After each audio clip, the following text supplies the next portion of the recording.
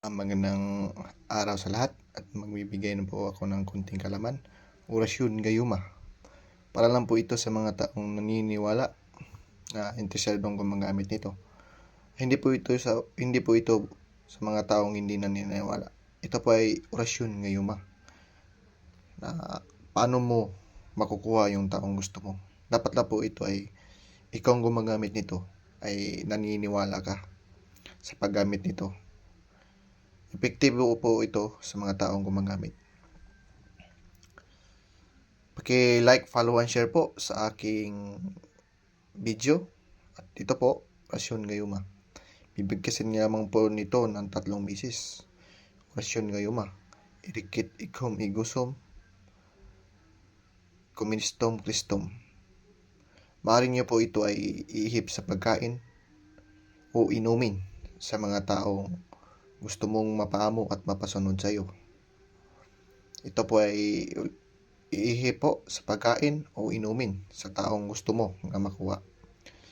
Na gusto mong paamuhin at maging mabait sa iyo at maging sunod-sunuran.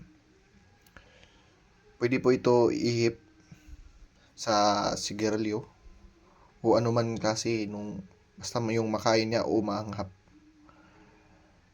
Bibigkasin lamang po ito ng 3 bisis. Iihip mo sa pagkain o tubig na sa gagawin mo na gusto mong taong mapasunod sa iyo. Ito po ay binibigkas ng 3 bisis. Irikit, igom, igusom, kuministom, kristom, num. Irikit, igom, igusom, kuministom, kristom, num. Irikit, igom, igusom, kuministom, kristom, num. Tapos iihip mo sa pagkain o inumin. Irikit, igom, igusom, kuministom, kristom, num. Irikit, igom, igusom, kuministom, kristom, num.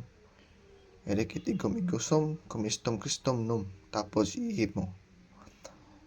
Irikit, igom, igusom, kuministom, kristom, num. Irikit, igom, igusom, kuministom, kristom, num.